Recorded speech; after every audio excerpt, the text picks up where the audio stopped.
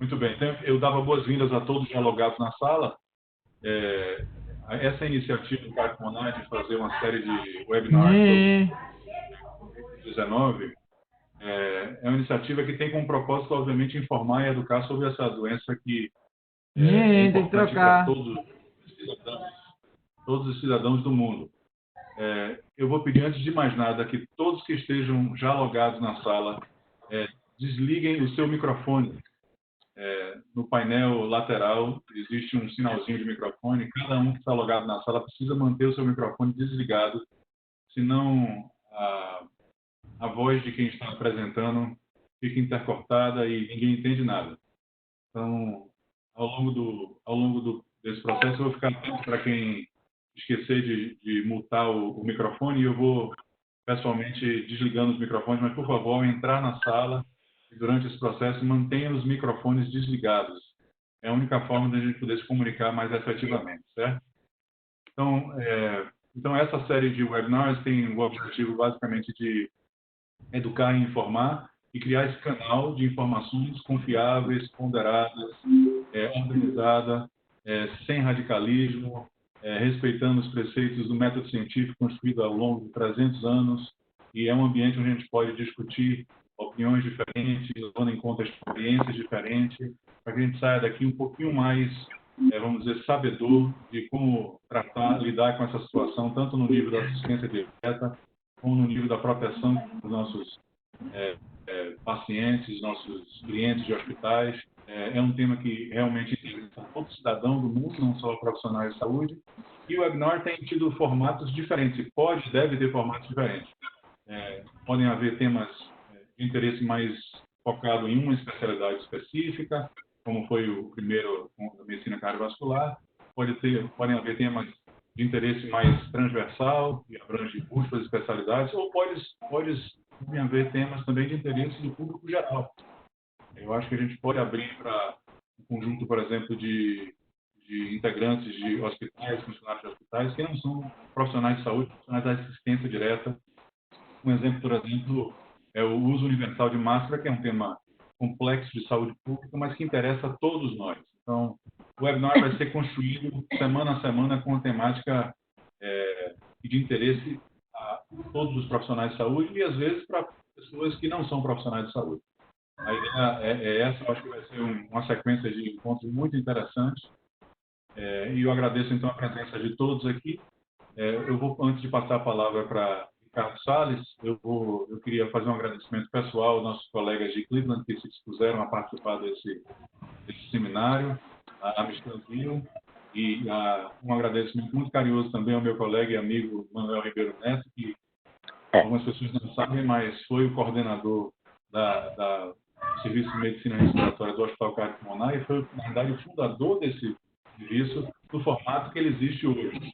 Então, com muita honra e muita felicidade que eu recebo o Manuel de volta aqui nesse ambiente, ainda que virtual. Eu vou apresentar Ricardo, passar a palavra para ele. Ricardo Salles é cirurgião torácico e, desde o ano passado, assume a liderança do Serviço de Medicina Respiratória do Hospital Carlos Monar. E eu passo, então, a palavra para Ricardo para conduzir essa discussão, apresentar os nossos palestrantes, debatedores e conduzir essa discussão depois. Obrigado a todos mais uma vez. Boa noite a todos. Obrigado, José, pela apresentação. Eu hoje estou conhecendo o Manuel e estou com a tarefa aí de, após assumir a coordenação da medicina respiratória, de colocar o trabalho que o Manuel também iniciou aí, junto com o Marcelo e com todo o time da Cardiopulmonar. E também quero agradecer pessoalmente a presença deles inicialmente e apresentar os demais apresentadores de hoje.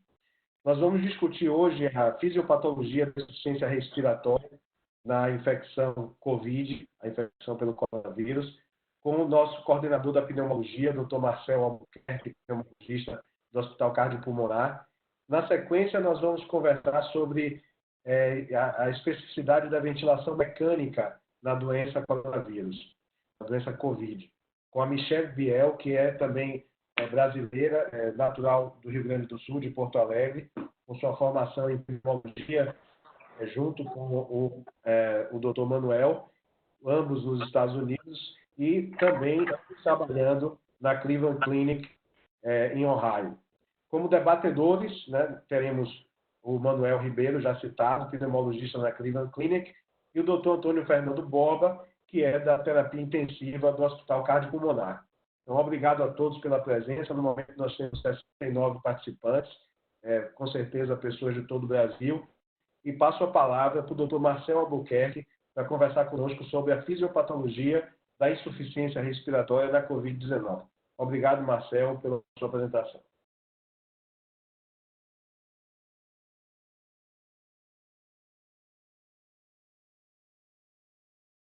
Já está compartilhada a tela? Agora, basta colocar agora no modo apresentação, estamos vendo muito bem. Perfeito. Pronto, compartilhada, né? Tá. Inicialmente, eu gostaria de agradecer a presença, né, de todos, tentar fazer essa apresentação, na verdade, esse webmeeting, agradecer Michele, agradecer inicialmente o Manuel, porque o primeiro o Manuel fez esse convite a Michele, e a gente já tem essa possibilidade de trazer uma pessoa que já está com a casuística muito maior.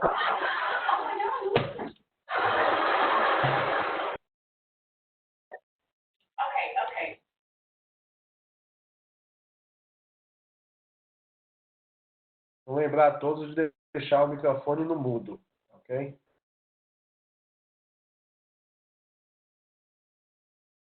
Marcelo, seu microfone está fechado. Marcelo, seu microfone está fechado.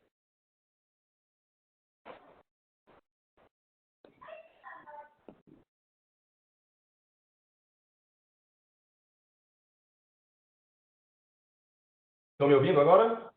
Agora sim. Tá. É porque o meu está como hospital cardiopulmonar. Só para qualquer coisa você não precisar fechar. Eu ainda estou aqui no hospital. Estou apresentando daqui. Então, fui eu que licenciei. Pode me dar voz, pode me dar voz. Então, assim, falar sobre essa fisiopatologia da insuficiência respiratória, a gente tentar entender se existe diferença entre outras doenças que têm esse tipo de comprometimento, o que é que realmente é diferente, o que é que a gente já sabe, o que é que existe de suspeita e o que é que pode diferenciar a nossa conduta nesses pacientes, né? Então, é interessante a gente avaliar essa questão dessa fisiopatologia, porque a gente já conhece a fisiopatologia em geral da insuficiência respiratória. O que é que tem de diferente na COVID? Vou passar aqui o slide. Aqui, na verdade, só trazendo, né, como nosso slide padrão mesmo, os valores institucionais, sempre a gente interessante destacar. Mas, com a introdução, a gente já está bem batido isso, mas é interessante a gente entender. E no final do ano, nossas vidas, né, as vidas de todo mundo mudou, né, com esse diagnóstico, com esse surgimento desse novo coronavírus. A partir daí, né, no centro em Wuhan, na China, a gente viu que a OMS chamou a doença de Coronavirus Disease 19, a partir de fevereiro de 2020, com o vírus SARS-CoV-2, que tem muita semelhança com o primeiro vírus SARS-CoV de 2003. Isso eu queria já sinalizar um pouquinho. E com esse sequenciamento genômico, foi visto que é um beta-coronavírus, assim como o antigo SARS de 2003, assim como o antigo MERS, mas ele se assemelha muito mais ao SARS-CoV de 2003, ao MERS, tendo grandes diferenças do MERS e compartilhando essa característica da ligação ao receptor da enzima conversora de angiotensina 2 e vai fazer a introdução da célula, do vírus na célula pulmonar. É interessante aqui destacar que esse artigo saiu já há 2 dias, né? Um artigo bem recente, que fala sobre possibilidades terapêuticas, mas aqui eu não vou falar sobre isso, eu quero, na verdade, aproveitar essa imagem, que ela consegue destacar cada um das etapas que o vírus faz na célula do hospedeiro, e a gente consegue visualizar. Então, o vírus ele tem esse contato inicial com o receptor ECA2 e também com os receptores TMPRSS2. Na verdade, esse contato inicial, que já foi até discutido no webinar da cardiologia, em relação ao uso de inibidor de ECA, aumento de receptor, isso já foi realmente já debatido nesse webinar anterior, mas só a gente destacando que esse é o contato inicial, sim, que o vírus tem com a célula do hospedeiro. A partir disso, ele vai ser endocitado, né? Com essa endocitose, a multiplicação vai ser intracelular e, após isso, uma cascata inflamatória que vai levar a maior parte do dano, essa cascata inflamatória, com uma tempestade de citocinas, aqui destacando a IL-6, na verdade, pela questão de ter uma terapia-alvo para isso, mas são outras citocinas adicionalmente também ocorrem, IL-1-beta, IL-8, entre outras, vai ocorrer a inflamação com a replicação, mais células vão ser atingidas, maior a cascata inflamatória vai ocorrer, levando a uma cadeia que é sempre difícil a gente conseguir realmente develar e que Michele vai falar muito com experiência maior com relação a como a gente está conseguindo conduzir isso com esses pacientes.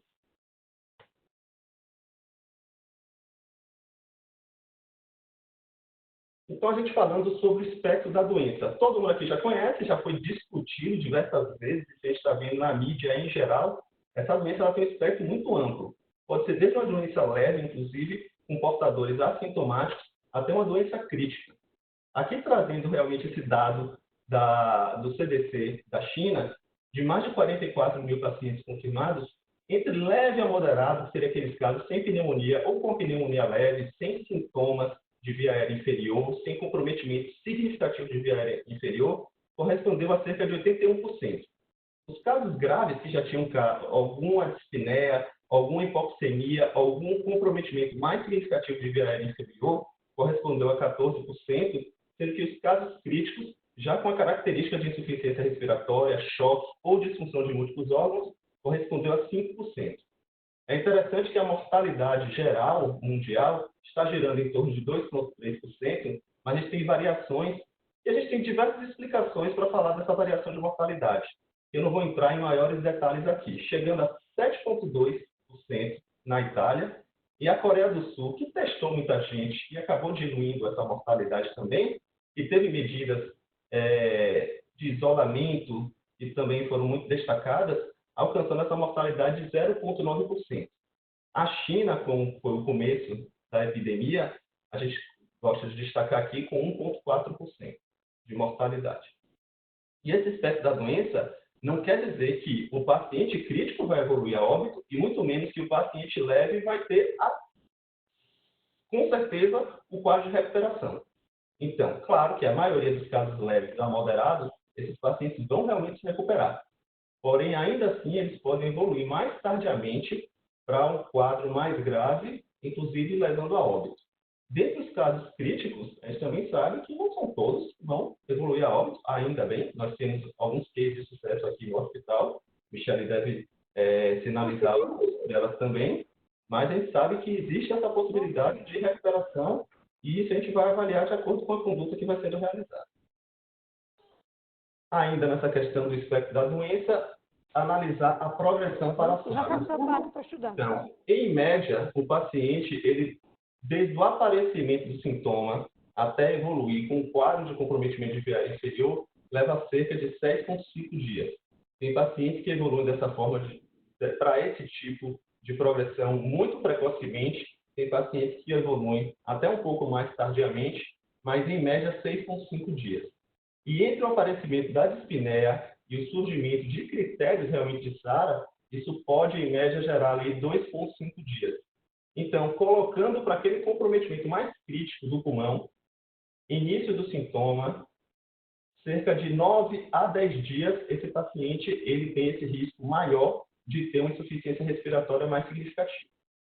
Nos pacientes críticos, o mecanismo de insuficiência respiratória, na grande maioria, é um comprometimento de SARA. Realmente é um comprometimento bem característico de SARA.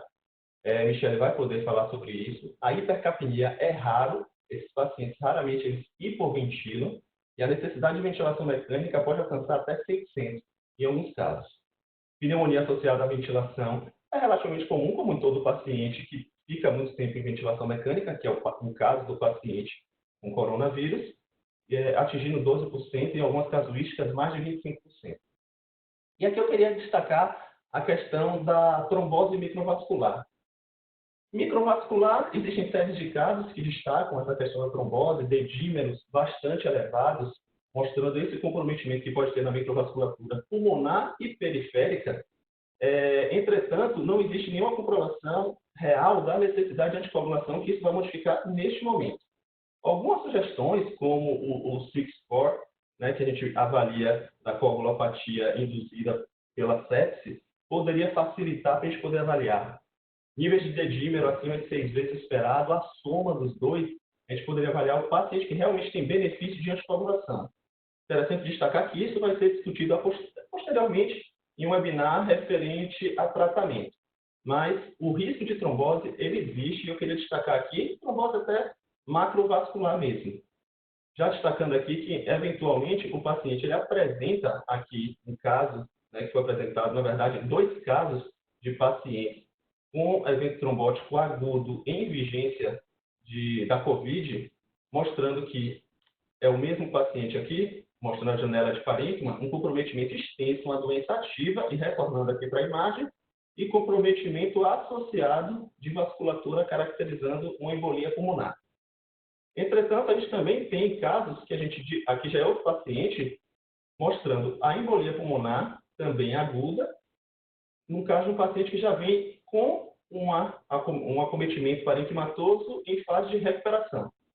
Então, como todo doente crítico, existe risco elevado de eventos trombóticos. Eles podem ocorrer na fase maior de cascata de inflamação, mas podem ocorrer, inclusive, na fase de recuperação. A gente deve sempre ficar atento nesse sentido. A parte mais densa, né, mas eu não quis carregar muito nisso, eu quero deixar muito mais a experiência clínica do pessoal da Cleveland Clinic, que está com um volume grande de pacientes, para a gente poder discutir em relação a isso. Mas eu queria trazer aqui a questão de achados anatomopatológicos, né? Nesse estudo do Lancet, que foi biopsiado alguns pacientes, né, na verdade necropsiado alguns pacientes, foi visto edema, exudato proteico com uma característica de glóbulos, que é visto já em saras de outras etiologias, não se sabe ao certo se isso é um destaque específico com relação a COVID ou se é algo mais genérico. A congestão vascular, que é algo também extremamente comum, a presença de aglomerados inflamatórios, material fibrinoide e membrana hialina, que caracteriza realmente esse comprometimento de dano alveolar difuso, né? Presença de células gigantes multinucleadas e um infiltrado neutrofílico não significativo, né? A gente vê muito mais realmente mononucleares, né? Aqui, só uma dúvida, vocês conseguem ver minha seta? A seta na apresentação? Sim. Sim, consegue, né? Ok, pronto. Então, assim, a gente consegue destacar aqui o material proteico, realmente, que fica nos espaços alveolares e aqueles glóbulos proteicos que pode ocorrer em sara de qualquer etiologia. Destacar aqui também as células gigantes, né, que podem ter multinucleadas e a hiperplasia. Aqui, até no final da seta, a gente já vê uma possível inclusão viral que estaria associada a essa doença. Nessa nova biópsia aqui também mostrando no espaço alveolar o tecido proteico e aqui mostrando o edema que ocorre nessa região, com proliferação inclusive de fibroblastos, mostrando aqueles casos realmente muito graves que podem ocorrer. E sempre mostrando que o processo inflamatório macrofágico, né, e voltando aqui, e células mononucleares que a gente consegue destacar. Raramente conseguimos visualizar neutrófilos nesse sentido.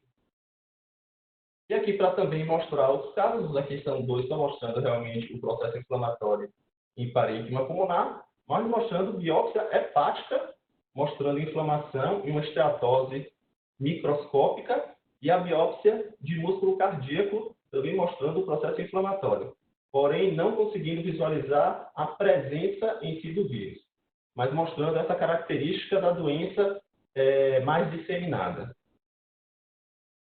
E só para a gente levantar uma polêmica, né? Várias pessoas receberam esses artigos, esses comentários da possibilidade de doença hematológica, doença sistêmica, né? Devido a questão de ligação com o vírus diretamente à hemoglobina, e a insuficiência respiratória seria uma redução na capacidade de transporte de oxigênio, e o processo inflamatório no pulmão seria secundário à isquemia ou à necrose.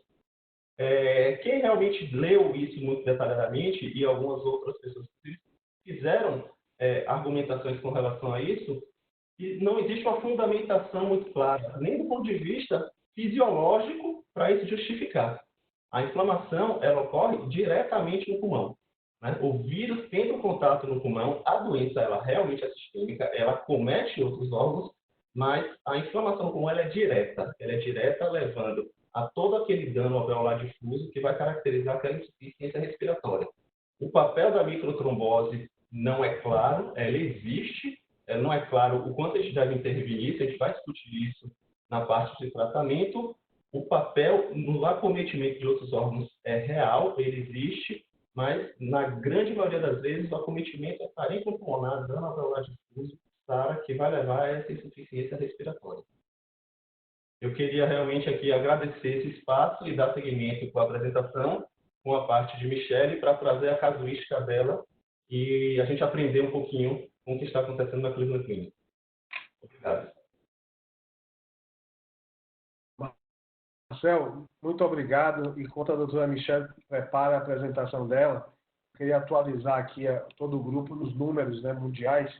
Nós estamos caminhando a quase 2 milhões de pacientes infectados no mundo, cerca de 1.800.000. Os Estados Unidos, aí, infelizmente, liderando mais de 500.000 casos, mais de 20.000 mortes nos Estados Unidos nesse momento. A realidade no Brasil atual é de pouco mais de 20.000 casos, são quase 21.000 casos, sendo cerca de, no momento, 1.130 mortes. Na Bahia, nós temos um quadro, felizmente, menos drástico do que em São Paulo. São Paulo tem sido o epicentro do Brasil. E passo a palavra para a Michele para compartilhar conosco a experiência da Cleveland e as suas impressões com relação à ventilação mecânica nesses pacientes graves. Obrigado, Michele, mais uma vez pela sua presença. Muito nos honra ter aqui conosco hoje.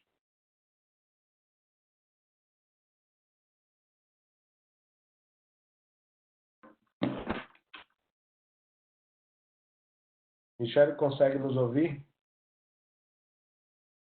Sim, consigo. Eu estava falando e estava muda. Perdão. Estão me escutando? Sim, ok. Perfeitamente. Ok, perfeito. Eu que agradeço o convite de vocês e também ao meu colega, Dr. Manuel Ribeiro Neto, que é meu colega desde que temos residência juntos. Fizemos fellowship em lugares diferentes, agora estamos trabalhando no mesmo local, que é a Cleveland Clinic, na cidade de Cleveland, Ohio. Então, meu nome é Michele Bia, eu sou de Porto Alegre, como vocês inicialmente mencionaram, e moro aqui nos Estados Unidos desde 2007. Então, já vou pedir perdão pelo meu português, especialmente algumas termos médicos que talvez me fuja a palavra e eu vou aí falar em algumas coisas, vou falar em inglês. Eu vou tentar share a minha tela aqui.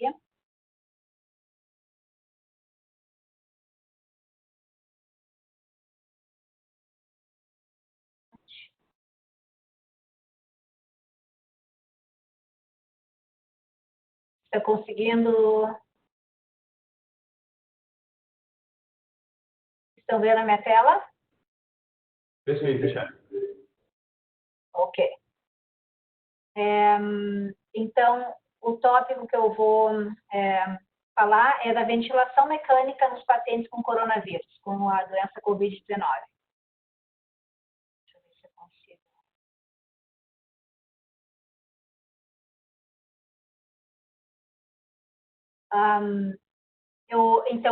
Inicialmente, eu vou só apresentar a vocês o que o coronavírus, como está a situação aqui, na Cleveland Clinic. Esses dados aqui são... Estou fazendo eco. Esses dados aqui são da Cleveland Clinic, não só de Ohio, mas dos outros estados, como Flórida, apesar de que o número maior até agora de pacientes é em Ohio. No total de pacientes testados positivos, são ao redor de 1.400, admissões hospitalares 349, admissões na unidade de tratamento intensivo 79, no andar regular 270, já demos 200 altas e 26 pacientes foram a óbito. Esses dados são dados até de abril, 8 de abril. O primeiro paciente que nós tivemos foi em 12 de março. Então, aqui é um resumo do que eu vou falar hoje. Eu vou começar falando da terapia com oxigênio, vou falar de ventilação não invasiva, VNI, falar um pouco da intubação, e aí vou focar na ventilação mecânica, terapias adjuntas e terapias de rescue. Então, se sabe, como foi falado já pelo Dr. Albuquerque, que a hipoxemia é o principal fator de indicação para UTI, insuficiência respiratória por hipoxemia. De uma forma geral, os pacientes que necessitam de oxigênio estão ao redor de 41%, e os pacientes que necessitam de ventilação mecânica ao redor de 6%. Desses pacientes que são severos, ventilação não invasiva é usada em 32%, ventilação mecânica em 38% e muito poucos casos por uma circulação extracorpórea. A média de desenvolvimento de sintomas até a admissão na unidade de tratamento intensivo é ao redor de 10 dias. O desenvolvimento de SARA ocorre de 8 a 12 dias. E os pacientes geralmente progridem muito rapidamente, porque a gente tem visto pacientes chegam ao hospital, às vezes necessitando, às vezes até não necessitando de oxigênio, necessitando de poucos litros de oxigênio, 2 a 3 litros, e em questão de 12 a 24 horas, o paciente já está entubado por hipoxemia severa. Então, falando de como se tem dado oxigênio, então por canula nasal, por máscara, que seria a máscara não reinalante, que a gente chama de non-breather, ou por Venturi. Esses não são considerados geradores de aerossol, que no caso, como se sabe, como a ventilação não invasiva que gera aerossol tem muito mais risco de contaminação de trabalhadores da saúde, mas esses acima não geram aerossol. A gente está recomendando colocar uma máscara em cima quando o paciente está com a canula nasal ou a máscara não renalante ou a Venturi, para que gere menos aerossol, e tentar manter a saturação entre 90% e 96% com menor FO2 possível. Nebulização, no geral, quando os pacientes estão entubados, como é por um circuito fechado, a gente está fazendo. Quando o paciente não está entubado, está evitando usar nebulização, medicações como albuterol, ipratrópium, pela geração de aerossol. Portanto, o que se está fazendo nesses pacientes é o uso de bombinha, né? No caso, em vez de os pacientes vêm de casa e estão usando em casa por DPOC ou por asma, ou fazem broncoespasmo, tentar evitar a nebulização, principalmente nos que não estão entubados.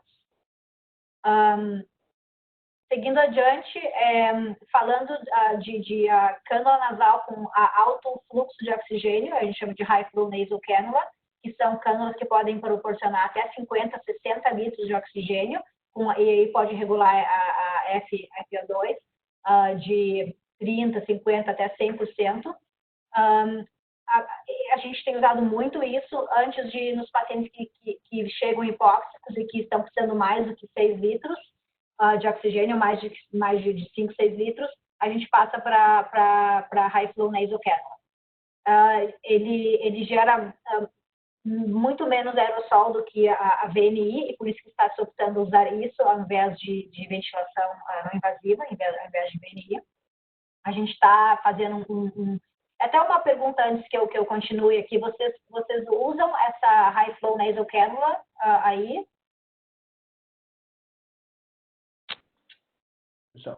Fernando, Ainda não temos disponível. Entendi, ok. Só porque eu não vou entrar tanto em detalhes, mas a gente está usando e a gente reavalia frequentemente. Se o paciente está precisando aumentar a FO2 dele, ou se precisa de mais do que 40 litros, ou a FO2 está maior do que 60%, a gente já parte para a intubação. E o que os estudos chineses mostraram é que eles usam um ROX score, que é a FPO2 sobre a FO2, dividido pela frequência respiratória. E aí, se esse índice está maior que 4,8, é um preditor de que não necessita ventilação, mas se o índice está menor que 3,5, é um alto risco de necessitar intubação. Isso é um dos estudos que a China fez. O que a gente tem feito aqui, como eu falei, a gente tem usado, mas se o paciente está necessitando aumentar os níveis de oxigênio de FO2, a gente passa para intubação. Ventilação não invasiva, VNI. É um procedimento que gera muito aerossol e a gente está tentando evitar nos pacientes pelo risco de contaminação do profissional de saúde.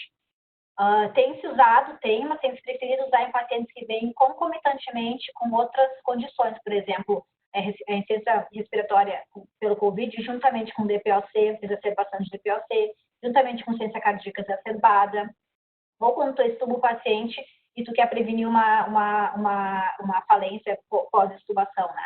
A gente está tentando evitar usar a ventilação não invasiva nesses pacientes. Então, o que a gente tem preferido é ir diretamente para a intubação, especialmente naqueles pacientes que apresentam o perfil de SARA. A gente sabe que ventilação invasiva é o preferível. E, obviamente, os pacientes que já estão em choque, a gente não usa ventilação. E também, se for usar, reavaliar logo em seguida, em questão de 2 horas, pedir a gasometria, se o paciente está aumentando a necessidade de FO2 e vai para a intubação. Lembrando que se for usar a VNI, precisa de um filtros HEPA, que a gente chama aqui, e a gente está tentando evitar a transferência de pacientes, no caso da emergência, para a UTI ou do andar para a UTI com a ventilação não invasiva, também pela geração de altamente geração de aerossóis, que pode também proporcionar infecção, a contaminação dos trabalhadores da saúde que estão com esse paciente. Aqui, então, a gente temos isso que eu estou mostrando para vocês são protocolos que a gente tem usado na Cleveland Clinic, muitos baseados em evidências, no geral, de ERDS, de SARA, e algumas coisas, basicamente, da nossa prática mesmo. A gente tem uma prática muito grande aqui com pacientes com SARA. Então, se o volume corrente está acima, se o paciente está com EVNI, volume corrente acima de 9,5 ml por quilo por peso ideal, consistentemente nas últimas horas, isso é um fator preditivo de falência da ventilação não invasiva, do EVNI. Ou se o paciente está necessitando maior de 60% de oxigênio, de FO2, também a gente considera de intubação. Então, falando na intubação, a gente, no geral, estamos tentando fazer eletivamente e não numa emergência, justamente por ter que colocar todo o EPI. Então, é melhor do que se o paciente está deteriorando lentamente, já se preparar para uma intubação com toda a equipe que vai precisar estar lá na beira do leito. A gente tem uma checklist para essa intubação. A gente faz um huddle, todos os profissionais que vão entrar se encontram fora do quarto do paciente e fazem um checklist, está tudo preparado para entrar no quarto, quem vai fazer a intubação, quem é que vai ser o professor attending, o professor, quem vai ser o enfermeiro e o terapeuta respiratório. A gente tenta evitar usar o AMBU, né, que é a Bag Mask Ventilation here, BMV, evitar AMBU, porque novamente gera muitos aerossóis, e também evitar intubação por broncoscopia. Também por broncoscopia, no geral, gera bastante aerossol. Essa aqui é a nossa checklist da nossa intubação. Então, enfim, a gente tenta entrar no quarto com tudo que é necessário, com todas as indicações que são necessárias, E o que geralmente, se precisa mais medicação, fica sempre uma enfermeira do lado de fora e uma lado de dentro, para evitar a saída e entrada da mesma pessoa no quarto. Ou seja, se precisar de mais medicação ou alguma outra coisa, sempre tem alguém ao lado de fora para alcançar. Só em relação ao material de EPI, equipamento de proteção individual, para intubação é necessário usar N95 ou os peppers. Eu acredito que eu tenho uma foto logo dos peppers, não tá, que acho que vai estar no próximo. O pepper é aquele para aquelas pessoas que o N95 não funciona, que a máscara N95 não funciona, ou que não foram testadas, então se usa o pepper, que é o plástico que vai ao redor de toda a cabeça, é um respirador, né? E aí se usa também o visor, visor de plástico para proteger as gotículas, se usa um avental descartável, e a gente está usando luvas duplas, caso alguma luva rasgue, para já ter uma outra por baixo. Pré-oxigenação é bem importante.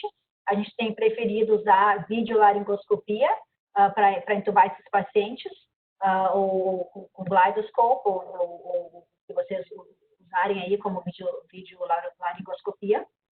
Tentar fazer com que o médico mais experiente em via aérea intube o paciente e, novamente, tentar evitar o ambu desses pacientes. Eu resolvi voltar aqui em relação à broncoscopia, que a gente está realmente evitando o máximo possível fazer a broncoscopia por também gerar muitos aerossóis. Tem ele é de uso limitado, eu diria assim. Tu pode fazer, se quer coletar um aspirado traqueal, é melhor que tu colete o aspirado traqueal pelo tubo do que fazer uma broncoscopia para coletar um lavado broncoalveolar. E somente utilizar quando vai mudar significativamente o manejo do paciente. Se for fazer, a gente está usando sedação e paralítico, no caso, uma dose de paralítico para que o paciente não tenha tosse durante o procedimento. E no momento que vai colocar o adaptador, a gente clampeia o tubo para que não venha a secreção do pulmão, novamente tentando evitar que os pacientes, que os trabalhadores da saúde se contaminem. Então, vamos ao manejo da ventilação mecânica por ser. Então, eu vou falar inicialmente do manejo de SARA, que é o que a gente tem visto a maioria dos pacientes, o perfil de SARA, e vou falar mais adiante em alguns outros tópicos. Então, a gente tem mantido o volume corrente em 6 ml por quilograma de residual ou menos. Tentamos manter a pressão de platô abaixo de 30. O pH, a gente está fazendo hipercapnia permissiva. Se necessário, se o paciente está com acidose, aumentar a frequência respiratória antes de aumentar o volume corrente. E aumentar o volume corrente somente se tiver com muita desincronia ou que não conseguir. Geralmente o que a gente acaba fazendo é sedando e dando paralítico. A cada vez que muda os parâmetros da ventilação, a gente tem checado a pressão de platô e tentando manter ela abaixo de 30, e novamente a hipercapnia permissiva, mantendo o pH acima de 7,15, está ok. O que a gente tem feito para a PIF? Acho que isso tem sido muito discutido, até gostaria muito de escutar também o que vocês têm feito aí. Inicialmente, inclusive, quando a Society of Critical Care Medicine gerou o Surviving Sepsis Campaign em relação ao COVID em geral, estavam favorecendo usar a tabela de SARA usando a tabela de alto PIP, né, o High PIP Table, que eu botei aqui as duas tabelas, no caso, a ARDSNet Low PIP, FiO2 Table, e a ARDSNet High PIP, FiO2 Table. Então, inicialmente, eu acho que assim, todo mundo viu muito mais os casos realmente bem típicos de ARDS, de SARA, e estamos tentando usar muito mais a tabela de alto PIP FiO2. Então, o que tem se visto agora tem alguns perfis diferentes de pacientes que eventualmente não vão se beneficiar tanto dessa tabela de alto PIB. Mas vamos lá, os que se beneficiam da tabela de alto PIB e FO2 são os pacientes que a compliance é menor de 50, obesos, os clássicos, com os clássicos padrões de SARA. Os pacientes que vão se beneficiar da tabela com PIB um pouco menor são os pacientes com uma doença unilateral, no caso, em vez do típico bilateral, são mais um padrão unilateral, os que são enfisемatosos, aqueles que têm uma disfunção muito grande de ventrículo direito, ou disfunção ou falência, e geralmente são os pacientes que não são tão recrutáveis. A gente tem, e eu vou falar um pouquinho mais desses perfis um pouco mais adiante, que quem levantou inicialmente foi a Luciano Gattinoni.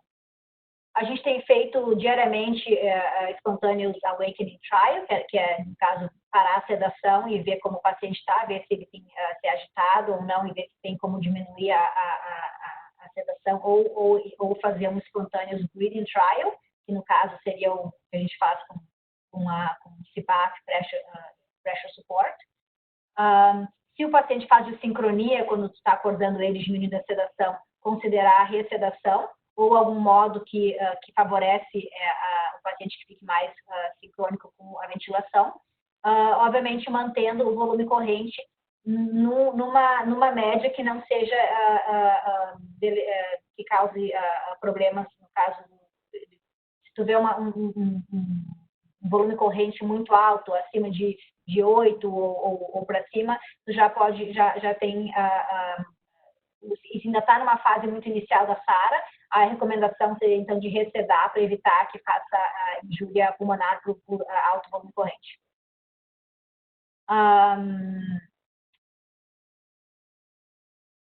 Falando um pouco mais de terapias de rescue e de terapias adjuvantes.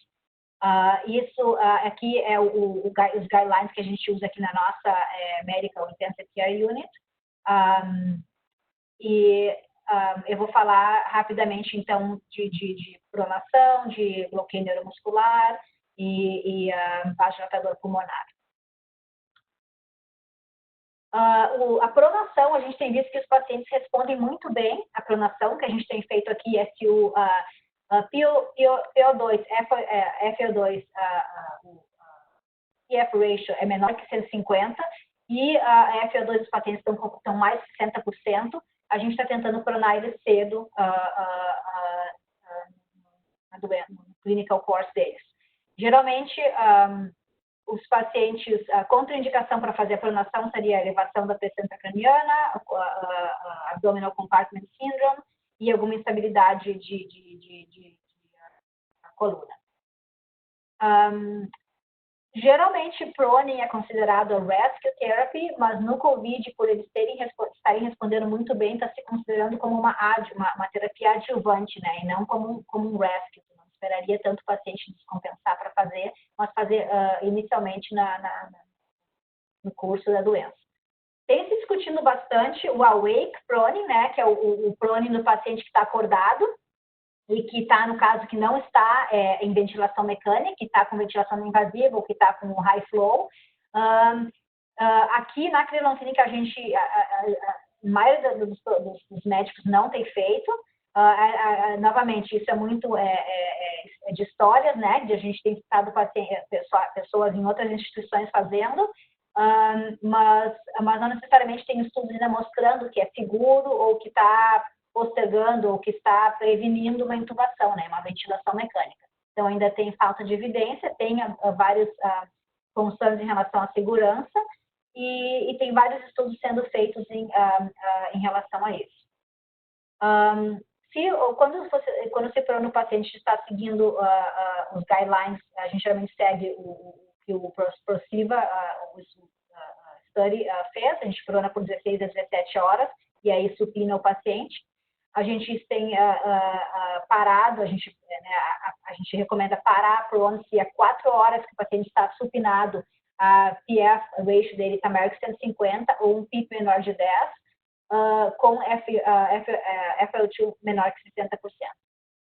Ou se depois que tu fez o proning, ele faz uma diminuição no PF ratio mais de 20%, em 2 sessões de pronação consecutivas, também a gente está parando, ou se há algumas complicações, se há complicações da pronação.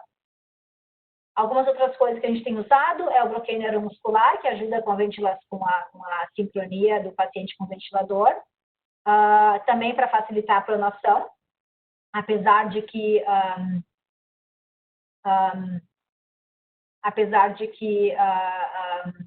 às vezes o paciente não necessariamente precisa usar ou paralisar o paciente, às vezes com sedação a pronação funciona muito bem.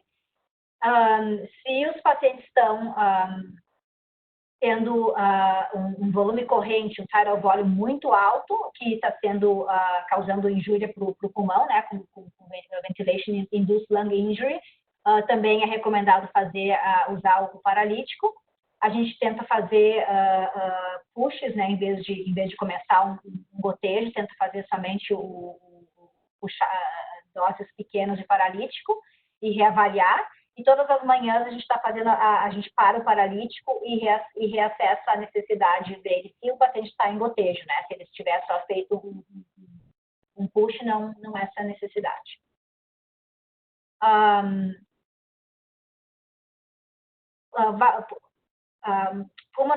Vasodilatador pulmonar, no caso nitric oxide ou ipoprostenol, que é o Flolan, a gente não está usando muito pouco aqui, tem que ser considerado usar mais em pacientes que têm falência de ventrículo direito ou disfunção de ventrículo direito, e é como uma terapia de suporte.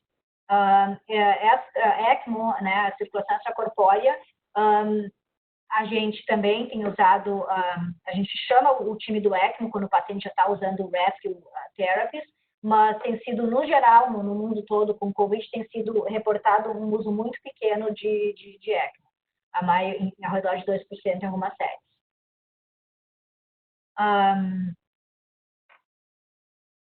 Agora, saindo um pouco da SARA, algumas outras causas de deteriorização do status respiratório dos pacientes com ventilação mecânica. Então, assim como a gente estava falando, a maioria dos pacientes apresenta um padrão de SARA, mas tem pacientes que apresentam um perfil mais atípico, com high compliance e hipoxemia severa. Então, com alta complacência, e ao oposto ao RDS, que geralmente a gente chama uma complacência baixa, né? Mas ainda com uma hipoxemia bastante severa. E tem se achado que esses pacientes, que eles fazem eles têm uma perda da autorregulação de perfusão pulmonar, fazendo uma hipoxemia devido à vasoconstrição. Isso foi uma das coisas que o Gattinoni sugeriu, e ele sugeriu, então, os perfis de high, age and L profiles, que eu vou falar em seguida. E apesar de diferença, as estratégias no geral de ventilação mecânica, no caso com Protective Lung Mechanical Ventilation com Low Tidal Volumes, ainda é o que a gente está usando aqui. Algumas outras coisas que a gente tem percebido, pacientes assim, se descompensam no decorrer da ventilação mecânica, o que mais que tem que ser pensado é edema pulmonar por cardiomiopatia. Então, tem se visto que esses pacientes fazem cardiomiopatia pelo vírus mesmo. Lembrando que os pacientes que têm DPOC, que têm asma, que têm broncoespasmo, podem piorar as suas condições, então lembrem de também tratar essas condições que as doenças que os pacientes já têm antes de ter o COVID. Tem se visto mucus plugging, no caso, muita secreção, entupindo mesmo o tubo. Não sei se vocês têm visto aí, mas eu vou mostrar para vocês no próximo slide umas fotos que a gente tem visto de um biofilme bastante grosso, realmente obstruindo os tubos orotraqueais. e isso tem sido visto em alguns outros centros também. Lembrar que eles também podem fazer pneumonia bacteriana, né, em cima do COVID, tem se visto um estudo até 12%, então a gente tem ficado, se o paciente, especialmente a paciente já é um paciente imunossupresso, que já tinha culturas anteriormente, já costumava crescer algumas outras bactérias, pseudomonas, enfim, de entrar com antibiótico logo de início, e aí parar o antibiótico conforme as culturas. O paciente também faz barotrauma e pneumotórax, como foi comentado pelo Dr. Albuquerque, fazem embolia pulmonar, e muitos pacientes fazem complicações tromboembólicas, está sendo muito discutida as complicações tromboembólicas desses pacientes e como tratá-los. Obviamente tem embolia pulmonar ou alguma outra trombose venosa profunda para anticoagulação, mas também tem se discutido muito se esses pacientes, quando chegam na nossa UTI, já não é de se dar anticoagulante para eles de dose full dose, né? E aqui, novamente, só lembrar que a tabela, né, usando o alto PIP e a pronação, usar mais para pacientes com SARA moderada a severa, e lembrando que também pode ser causar danos aos pacientes se não for apropriadamente avaliado a necessidade desses tratamentos. Aqui são fotos de 2 tubos endotraqueais realmente obstruídos por secreção. E interessante que esses pacientes que eles apresentaram no ventilador foi uma resistência alta, peak pressures elevadas e um alto PIP, eles estavam fazendo alto PIP. E a cânula passava para a cânula que passa para aspirar, se passava tranquilamente no tubo, então não se suspeitava que o tubo estava sendo obstruído, mas como estava o paciente fazendo esse alto PIP e fazendo essa peak pressures elevadas e altas resistências, o tubo foi trocado e isso que foi visto. Interessante é que alguns dos pacientes que foram feitas broncoscopia durante a troca de tubo não se foi visto, as vias aéreas não estavam cheias de mucos, né, cheias desse mucos, mucus grosso. Então, não se sabe exatamente por que os pacientes estão fazendo isso. Então, mais uma das features, né, do COVID que a gente está tentando entender. Mas o que a gente tem usado é o umidificar, o ventilador, obviamente, aquecido, umidificação aquecida, e usar soluções de normal saline para tentar evitar, mas não se tem tratamento específico ainda, por não saber o que está gerando isso. Antes de eu queria falar antes de falar vou voltar depois nos profiles de high and low. Falar um pouco de desmame. Os pacientes com o que a gente chama de winning, né, da ventilação mecânica, o desmame tem sido mais prolongado do que o usual. Várias séries têm reportado um grau de extubação, de falência de extubação bastante alto. A gente tem usado a pressure support de 5, com PIP de 5, faz um trial de 30 minutos, máximo 2 horas, e deu os parâmetros geral que é usado no geral para desmamar o paciente, né? O que se tem visto é que esses pacientes, eles têm, porque eles ficam, principalmente os que fazem SARA moderada severa, tem que usar sedação paralítica, eles têm um grau bastante de confusão, de delírio, e isso, obviamente, dificulta o desmame. E alguns deles, o que acontece é que eles estão, mesmo estando com PIP de 5, quando são estubados, eles recrutam, e aí acabam que fazem a falência e precisam ser reintubados. Alguns locais estão fazendo o ZIP trial, que é o pressure support 0 com PIP de 0, ou o menor possível, que seria mais ou menos a mesma coisa que o TPIS, né, que é o fugiu o nome em português, que seria que desconecta o tubo da ventilação e deixa o paciente ficar só no em tubo T. Isso, obrigada, tubo T, exato.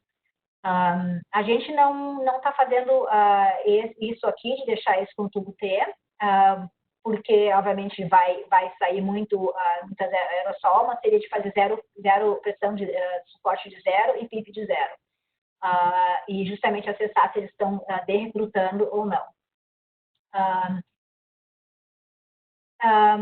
Falência mais comumente é vista também, então, pacientes que estão com delírio, que estão com uma infecção superimposta bacteriana, ou que eles têm outras doenças de base, como a DPOC e asma, e aí isso vendo novamente no ventilador o perfil de obstrução ajuda. O tubo endotraqueal obstruído também é uma das coisas que gera falência no desmame. Muitos pacientes, obviamente, estão hipervolêmicos, né? Estão com muito fluid overload. Então, a gente está tentando deixar essas pessoas mais euvolêmicos ou até mais no lado hipovolêmico, no caso, um pouco mais dry. E a gente tem usado o FACT Light Protocol para isso, em termos de usar diuréticos com lasers. E, obviamente, lembrar que os pacientes podem fazer insuficiência cardíaca. Estubação, a gente sempre faz um huddle de todos os membros antes de estubar o paciente, faz um plano se o paciente vai ser reintubado ou não, no caso, o paciente quer ser reintubado ou não antes de estubar, e se for o caso de sim, que é a maioria dos pacientes, qual vai ser o plano, qual vai ser a estratégia da reintubação, qual que vai ser usado, no caso, o videolaringoscópio, o tamanho do tubo, qual o material o EPI, né, que a gente chama aqui de PPI, e todo o material necessário para reintubar, pronto para caso o paciente tenha uma falência na extubação. Se faz a sucção orofaríngea antes, e aí também se discute se vai botar esse paciente em alguma estratégia de suporte após a extubação, como vamos colocar só com oxigênio, vamos colocar no high flow, vamos colocar numa BNI, né, após a extubação. Isso a gente tem feito.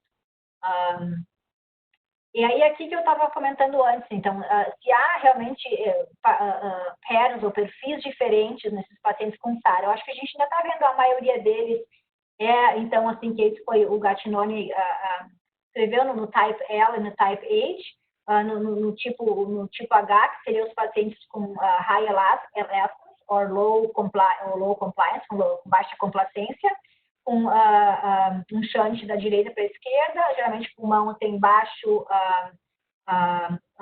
o peso dele é leve, e o peso dele é pesado, e esses pacientes têm uma alta recrutabilidade, no caso, são os pacientes que respondem mais à tabela de alto PIP, FiO2 ratio, são os pacientes que respondem mais a proning, são os pacientes que tu vê com a tomografia, com aquele tipo mais típico de RDS, mais consolidação bilateral, aquele pulmão mais pesado.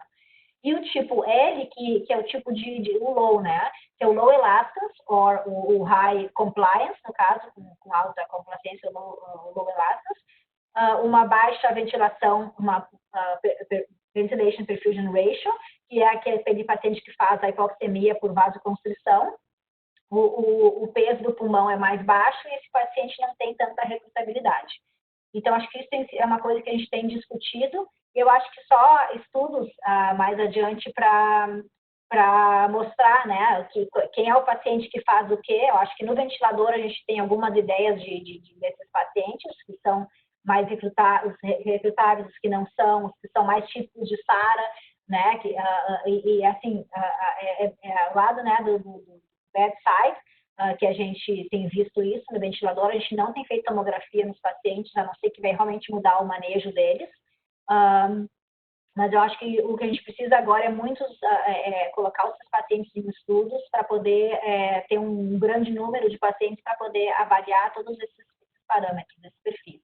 Aqui são algumas fotos que a gente tem feito aqui na Cleveland Clinic, a gente tem colocado praticamente todas as máquinas, todas as bombas de infusões de vasopressores, o ventilador mecânico, a ventilação com o ventilador aqui fora, a máquina de diálise fora do quarto. Aqui o paciente está lá dentro no quarto e todas as máquinas na rua. Então, isso tem evitado que as enfermeiras tenham que entrar muito seguido ou que o terapeuta respiratório, que é quem maneja a ventilação mecânica juntamente com o médico, que possa fazer tudo isso ao lado de fora do quarto.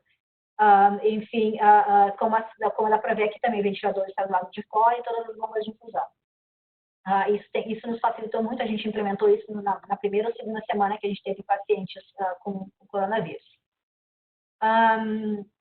Eu gostaria de finalizar com uma coisa que um paciente nosso, um dos primeiros pacientes que foi mandado por Andara, aqui da Cleveland Clinic, escreveu. Então, aqui ele escreveu na janela que fica entre ele, né, e o lado de fora. Eu passei aqui, aqui não dá para ler muito, mas eu passei para vocês verem. Acho que toca a todos nós. Então, essa janela tem sido a janela de maior impacto na minha vida nesses dias em que eu olhei vocês trabalharem duramente e me manterem vivos.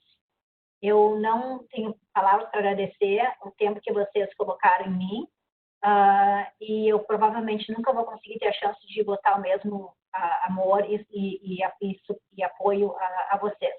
Mas eu gostaria de falar para vocês que vocês são todos rockstars. Eu vi vocês terem boas noites, outros terem noites muito ruins. Mas o que foi consistente todas as noites foi que vocês you care for people, vocês cuidam das pessoas, vocês se preocupam com as pessoas. Hoje eu saio dessa UTI uma pessoa mudada, espero que para melhor, não somente porque vocês me ajudaram a melhorar com a direção de Deus e com a guia de Deus, mas também pelo fato de saber que existem pessoas maravilhosas e tão dedicadas ao cuidado e ao concerto de outras pessoas. Esse nosso paciente já está em casa, foi um dos primeiros pacientes que a gente teve, e esse acabou atingindo a social media, enfim. Então, eu vou abrir para perguntas. Eu gostaria de agradecer novamente o Hospital Cardiopulmonar e a todos vocês que me convidaram para fazer essa apresentação. A dois colegas meus aqui da Cleveland Clinic, o Eduardo Mireles, que é o chefe da nossa UTI médica, e um colega meu, Manny Latifi, que foram agraciados de me prestar alguns dos slides deles, e o meu colega, Manuel Ribeiro, também pelo convite, por ser amigo de tantos anos. Eu vou abrir para perguntas. Obrigada. Muito bem. Michel, muito obrigado. A Cardiopulmonar que tem que agradecer o seu tempo e a excelente apresentação, extremamente prática, colocando todos os parâmetros aí do atendimento. Antes de pedir ao Manuel os seus comentários a respeito das duas apresentações e participação no debate, eu queria pedir para o Antônio Fernando colocasse um pouco do cenário aqui da Bahia na perspectiva do que já estamos passando, né? Colocando aqui os números atuais, a Bahia atualmente tem 807 casos, tendo 57 pacientes em enfermaria, 33 desses em UTI, com 208 curados e 28 óbitos. De certa forma, uma coincidência numérica aí, que você colocou 200 altas e 26 mortos na Cleveland Clinic. Então, a experiência da Bahia, talvez em termos numéricos, esteja próximo aí, a Bahia inteira, né, citando, não é a cardiopulmonar, mas todo o estado da Bahia, com esses números. Então, Antônio Fernando, eu queria ouvir um pouco o cenário da Bahia aí nas suas palavras, antes de passar a palavra para o Manuel Ribeiro para as considerações dele. Boa noite a todos. Queria agradecer a comissão organizadora pelo convite. Agradecer a Michele pela excelente aula. Dar um abraço aí, Manuel. É um prazer em revê-lo de novo. Então, Ricardo, como você falou, em termos de números, aqui na Bahia, a gente pode dizer que ainda a doença ainda está um pouco mais devagar quando a gente compara com estados como São Paulo e, como você falou, lá na própria Cleveland Clinic. Eu trabalho em 2 hospitais privados e um hospital público. Esse hospital público que eu trabalho, ele não, a princípio, não vai receber nenhum paciente infectado. E nos hospitais privados em que a gente trabalha, um é a cardiopulmonar, e a gente já dedicou uma UTI exclusiva para pacientes respiratórios. No outro hospital que eu trabalho, a mesma coisa. E agora, no começo de abril, já entrando no meio de abril, né, em que estão começando a chegar os pacientes um pouco mais graves. Na cardiopulmonar nós tivemos 2 pacientes mais graves, um que precisou de ventilação mecânica. No outro hospital que eu trabalho, já temos 7 pacientes no UTI, desses 3 em ventilação mecânica, 3 mais graves.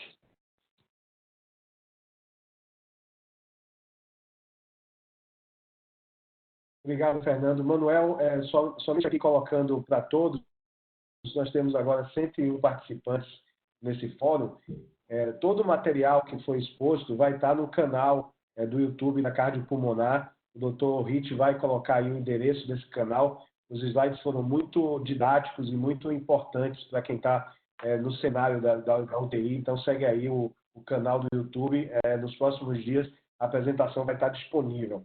E Manuel Ribeiro, que me antecedeu aí na função de coordenação da medicina respiratória, eu tenho aí essa função atual e certamente o seu trabalho, Manuel, facilitou e muito todo o processo que a gente vem montando aí em linhas de cuidado, colocando aí todos os cenários que você já vinha traçando. Manuel, por favor, eu queria ouvir seus comentários com relação aos cuidados, já pedindo, inclusive, um comentário seu a respeito desse quadro clínico, né, que a doutora Michelle coloca aí como o paciente que tem a baixa elasticidade, alta elasticidade. Se existe algum dado, a gente tem radiologistas aqui nos acompanhando, se existe algum dado clínico que já consiga antecipar qual é o seu gut feeling aí dessa resposta à ventilação versus a ventilação não invasiva nesses pacientes com diferentes cenários. Mais uma vez, obrigado pela sua presença e prazer em conhecê-lo hoje aqui.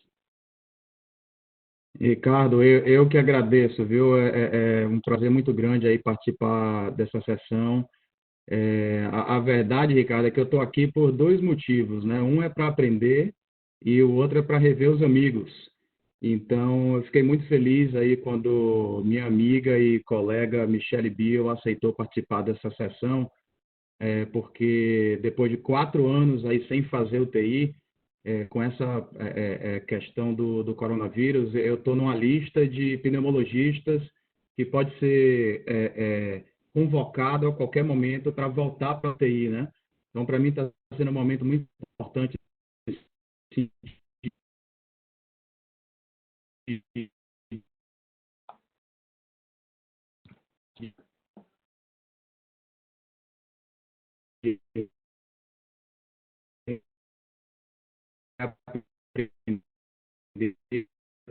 para fazer para a Michelle dessa questão, né, do perfil, mencionou, mas um pouquinho para o final, se tiver tempo, de novo, encantado aí com as 2 aulas, Marcel e Michelle, e eu queria, na verdade, mais abrir o espaço para perguntas de vocês, dos participantes, e no finalzinho, se tiver um tempo, eu faço essa pergunta sobre esses perfis.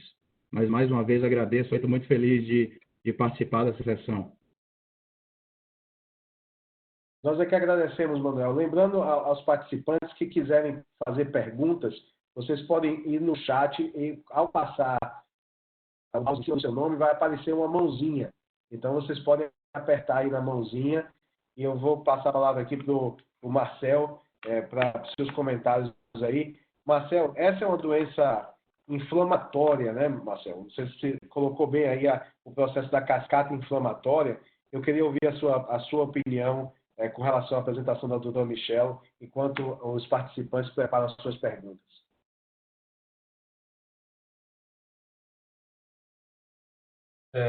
Na verdade, assim, eu acho que é muito esclarecedora. Eu achei esse comparativo que você mesmo fez, Ricardo, do volume de pacientes, né? Então, a Cleveland Clinic está com volume comparado ao nosso estado todo. Uma casuística que vai fazer realmente a gente aprender mais. Quando eu fiz esse contato com o Manuel, ele já tinha falado comigo realmente desse volume, e eu falei, precisamos aprender com o que vocês já estão fazendo, né? Essa questão da cascata de inflamação que esses pacientes eles são acometidos levam a esse tipo de insuficiência respiratória com características diferentes, né? É nesse sentido que Michelle colocou que esses pacientes nem todos se comportam da forma como a gente já conhecia.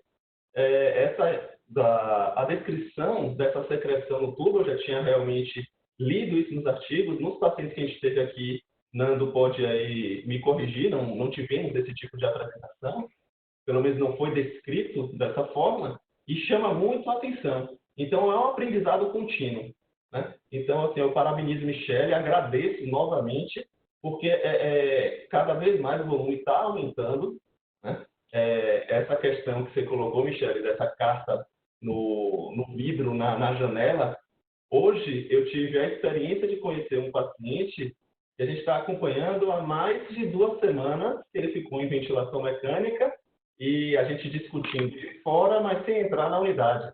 E foi algo realmente emocionante. Eu estava junto com o Silvio, a gente foi realmente ver esse paciente. Nando conhece muito bem esse paciente, a gente vem acompanhando, e realmente ele agradeceu sem nem ter conhecido a gente naquele momento todo. Então, acho que isso que vale a pena a gente ter todo esse esforço. A gente vê esse paciente que ficou grave, e que se recuperou e que em breve já estará em casa. Então, a gente está tendo essa expectativa, conversando sobre a questão da pronação, né? Esse paciente, inclusive, a gente até avaliou, mas ele acabou respondendo de uma forma favorável, a gente não precisou pronar, mas sabendo que se comporta com pequenos detalhes diferentes do que a gente está esperando, né? Pela fisiopatologia, pelo comprometimento microvascular, pelo quadro realmente de trombose. Então, temos muito que aprender e ver, assim, a nossa ideia já no próximo é falar sobre essas terapêuticas medicamentosas e a gente ver o que a gente pode adicionar para esse paciente para ter um desfecho mais favorável. O Dr. Ritt quer fazer uma pergunta. Eu queria aquecer a discussão aqui, Michele, colocando esse ponto que eu acho que é o mais intrigante do ponto de vista de ventilação pulmonar. A gente tem visto na literatura comentários de se evitar a intubação a todo custo, né, de procurar conduzir com VNI, e tem aí a questão de ser um déficit de alvéolo arterial versus componente de shunt, que você colocou muito bem, né? Você consegue nos dizer um pouco mais assim, da parte clínica, qual que é o seu sentimento com relação àquele paciente que parece que não vai bem na ventilação não invasiva, aquele que requer mais cuidado, aquele que certamente vai evoluir mal? Eu queria ouvir um pouquinho mais sobre isso, Michele.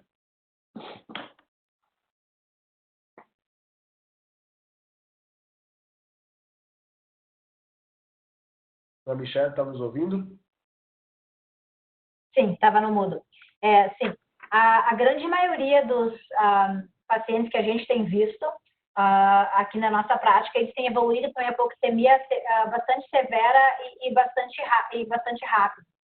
O que é interessante é que alguns deles, geralmente os mais jovens, eles apesar de estarem hipóxicos, eles estarem com uma saturação de 85 ou o PO2 baixo na gasometria, eles não têm eles estão taquipneicos, mas eles não estão com um estresse respiratório muito alto. Um paciente nosso que a gente intubou recentemente, ele estava com a saturação de 85%, estava entre 85 e 89%, com esse high flow que a gente usa, 100% no high flow, e com 40 litros, e ele quis ligar para a esposa e para o filho dele que ele ia ser entubado. Coisa que a gente geralmente não vê, né? O paciente que está lá praticamente para ser entubado com bastante hipóxia, ele está confuso já, ou ele não quer falar, ele nem consegue falar. Esse paciente pegou o celular, ligou para uma, estava na beira do leito para entubar, ele ligou para mais um, e aí a gente, né, tu fica assim, até que esse é um paciente que talvez toleraria mais tempo, mas ao mesmo tempo ele já estava no máximo, né, de que a gente pode dar no high flow para ele. A gente não estava fazendo o BiPAP, o BiPAP que é a VNI, né, a gente está tentando evitar ainda bastante o VNI, ainda esperando que venha mais dados, assim, né, nos mostrando que os pacientes realmente, evitando a intubação, se darão melhores, mas o que a gente ainda está vendo é muito o paciente típico de SARA mesmo, que a gente quer tentar, no caso, evitar que seja aquela crash intubation, aquela intubação de emergência, né, que o paciente desatura e que vá até, às vezes, uma parada cardiorrespiratória. Então, a gente está tentando, os pacientes que a gente está vendo que estão progredindo por uma piora, necessitando mais FeO2, necessitando itaquípnicos, enfim, que a gente está partindo para intubação. Outros fatores, obviamente, pacientes com choque, teve uma paciente que estava com lactato de 7, ácido lático de 7, apesar de estar com a pressão dela razoavelmente boa, já estava com hipoperfusão de tecidos. Essa é uma paciente que tinha uma insuficiência de ventrículo de direito por um ecocardiograma prévio. Pacientes que, obviamente, estão mais confusos, pacientes que não toleram a ventilação invasiva por estarem nauseados, ou, enfim, esses são os pacientes que vão necessitar intubação, né? A pergunta que eu acho é qual é aquele paciente que vai tolerar ficar mais tempo, talvez não ser intubado, né? Eu acho que se tu vai pensar no high, nos perfis H e L, né? Se tu tem uma tomografia, talvez a tomografia aparenta o perfil mais do L, né? Que são mais aquele ground glass mais leve, bilateral, periférico, e não aquele LS mais pesado, aquela SARA mais pesada. Talvez esse paciente vai tolerar mais, mas novamente a gente não está fazendo tomografia, a não ser que o paciente já teve uma tomo para ver se tinha alguma embolia pulmonar ou alguma coisa assim.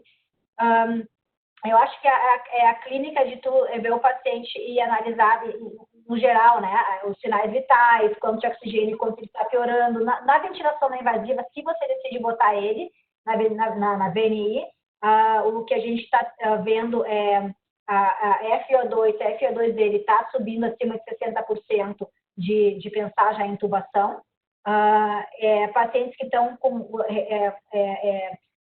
com volume corrente, o tidal volume mais do que 8,5, 9, no caso já fazendo o VIR, né, Ventilation Induced Lung Injury, que quer evitar no ARDS, numa SARA, de também partir para a intubação e não deixar ele horas no BiPAP. Os pacientes que estão com hipercapnia, que não é comum, né, eles são mais hipóxicos, mas digamos o paciente com DPOC, que está com hipercapnia, tu repete e tem COVID, tu repete a gasometria, ele não está melhorando, ou tu repete a gás, o PO2 também não está melhorando, também seria uma indicação de intubar.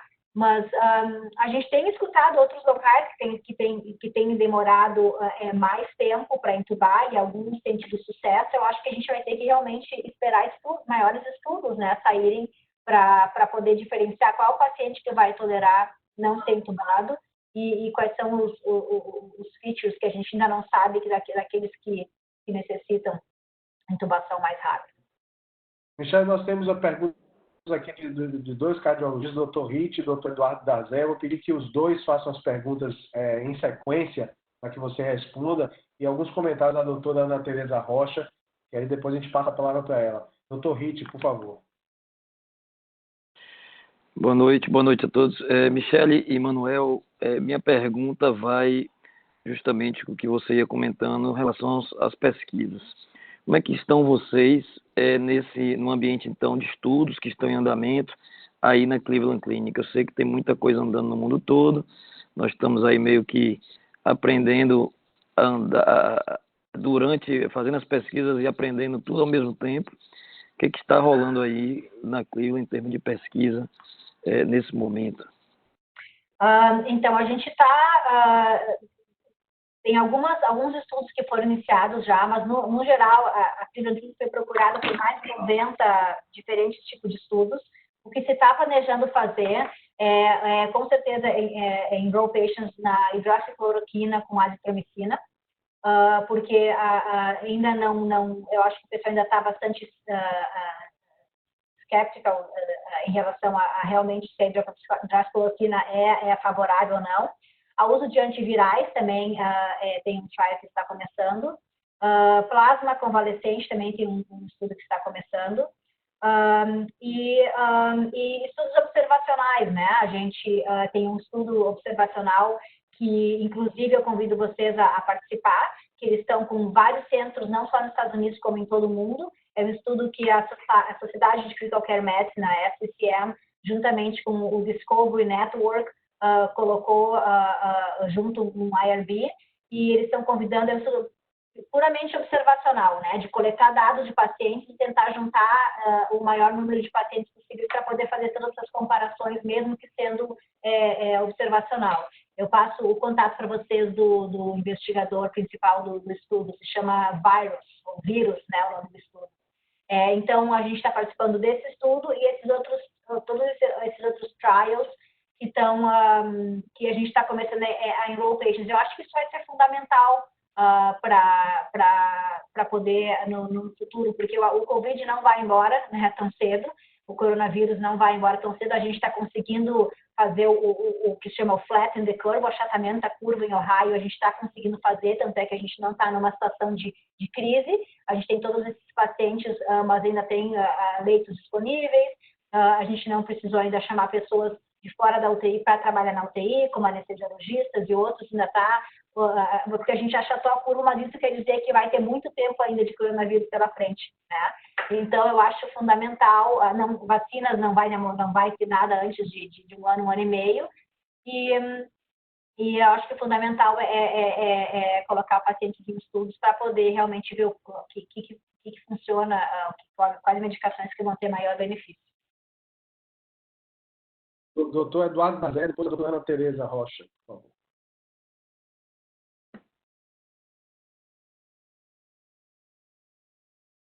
Você está sem som, Eduardo.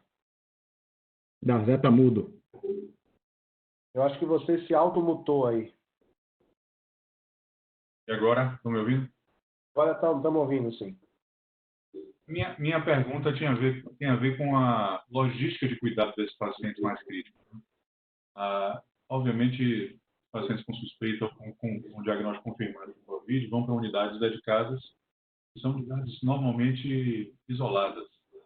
Então, a pergunta específica é como é que nível de isolamento vocês estão estabelecendo para essas unidades e como é que vocês organizam o apoio de profissionais que precisam, às vezes, participar do cuidado desses pacientes, como interconsultores de outras especialidades, radiologistas, e até mesmo os coordenadores das unidades, os diaristas, que são pessoas muito experientes, mas não participam do cuidado direto, de plantão.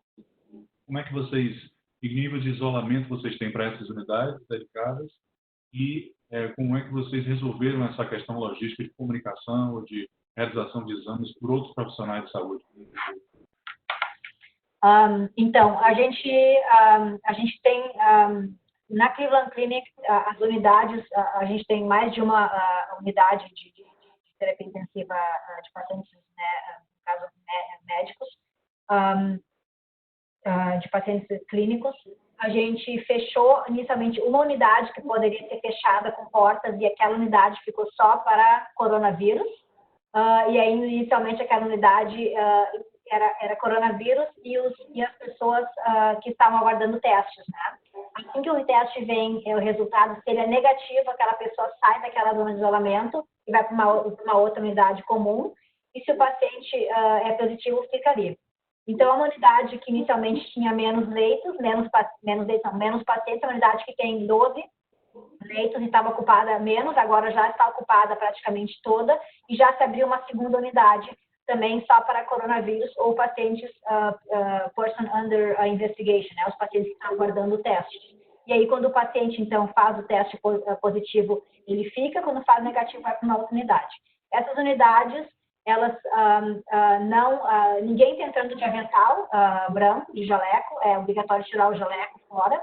Quem está trabalhando diariamente nessas unidades tem que andar a gente chama scrubs, né, o pijama cirúrgico, né, o azul, o verde, né, aquele de bloco, e nesse caso a Cleveland Clinic mesmo está proporcionando, então os funcionários, tanto enfermeiros, terapeuta respiratório, residente, fellow, attending, chega com a sua roupa da rua, pega o pijama cirúrgico, né, o scrubs, troca, e no final do dia a Cleveland Clinic está lavando. No início não era feito assim, e o que foi recomendado é cada um vir com o seu próprio scrub de casa, né? Então, a gente estava vindo cada um com o seu próprio roupa de casa scrub.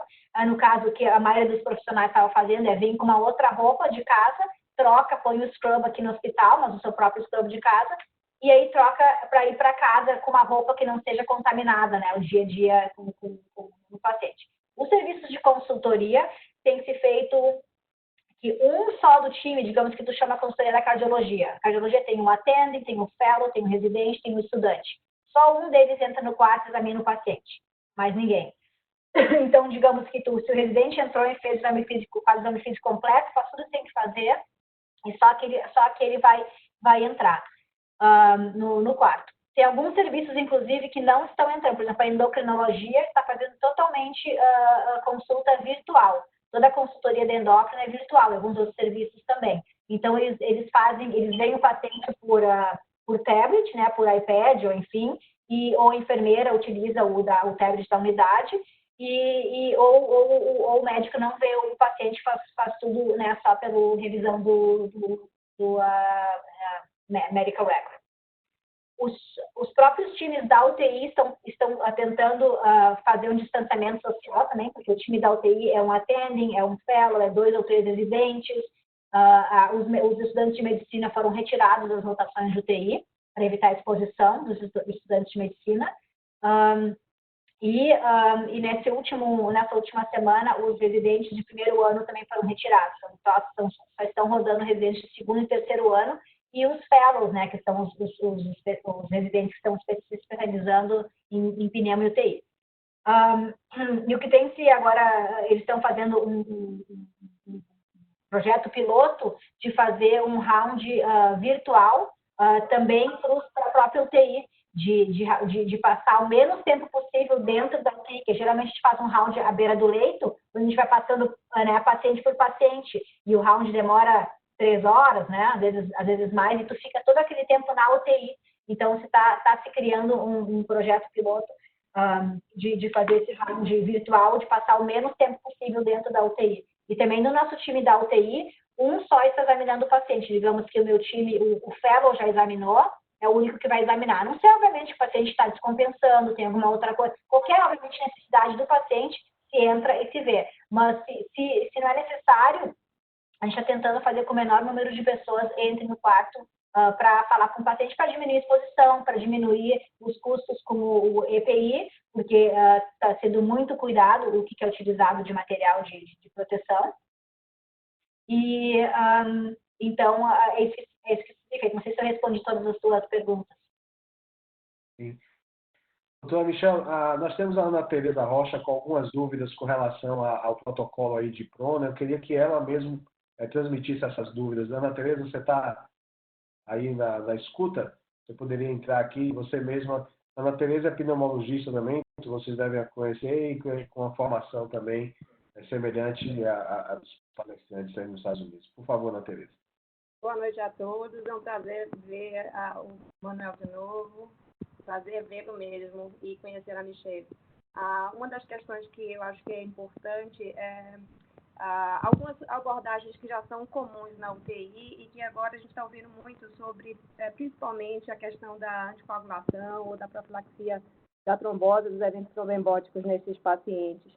Então, como a obesidade é uma das questões importantes nos Estados Unidos, eu queria saber se já está havendo uma adaptação das doses usuais de profilaxia de trombose nesses pacientes mais graves, talvez aumentando baseado no peso, no IMC, para o Lovenox, que é a enoxaparina de lá. Então, se já tem alguma adaptação em relação a isso. Porque aqui, o que a gente está pensando em fazer é exatamente adequar, baseado no peso acima de 100 quilos, ou IMC acima de 40, de usar uma dose já adaptada, 40 2 vezes ao dia, ou 60, enfim, uma adaptação. Então, queria ouvir vocês. Sim, a gente tem visto realmente pacientes com obesos, e não só obesos, mas os cardiopatas, os diabéticos, muitos deles com coronavírus,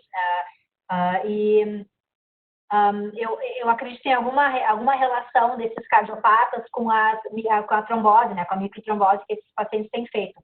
Então, a gente está, nessa semana mesmo, a gente está desenvolvendo os nossos guidelines para anticoagulação.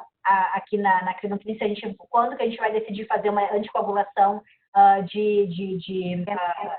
inteira, né, de não só profilaxia, mas de tratamento, e quando que a gente vai fazer de profilaxia. Eu não estou não faço parte desses guidelines, mas eu sei que eles estavam utilizando dedímeros como uma das coisas para fazer anticoagulação plena, ao invés de só profilaxia. Em relação às doses, eu não sei se a gente já está modificando doses em relação aos obesos, se está sendo feito maior ou não. em relação à enoxaparina. A gente está tentando usar a enoxaparina mais do que heparina, justamente para a enfermeira entrar menos no quarto para aplicar, né, menos injeções. Mas realmente os protocolos que a gente está desenvolvendo, eles estão saindo essa semana mesmo em relação a quando se usar profilaxia, quando que a gente vai fazer plena, e até mesmo quando fazer ultrassom, né, para investigar a trombose venosa profunda, se a gente vai se basear em dedímeros, se a gente vai se basear ou fazer em todo mundo, estamos discutindo essa semana. Então, estamos todos trabalhando juntos. Estamos todos trabalhando juntos. Eu acho que a gente tem muito a aprender, né, um com os outros, porque apesar de a gente, de algumas coisas, a gente fazer como sempre fez, como tratar a Sara, né, e os trabalhos básicos, né, da UTI, o checklist diário, que a gente sempre fez, eu acho que a gente tem que continuar fazendo o que a gente sempre fez com paciente crítico, mas eu acho que tem várias nuances que estamos todos aprendendo com o coronavírus, e por isso é tão importante a gente compartilhar informações. Doutora Michele, a doutora Ana tinha feito um comentário antes sobre a prona, e também uma dúvida que o Cauê também está perguntando aqui: qual seria o tempo médio em prona, qual tipo de protocolo, e qual seria aí um teste rodo para pronar esse paciente ou para tirar ele da posição?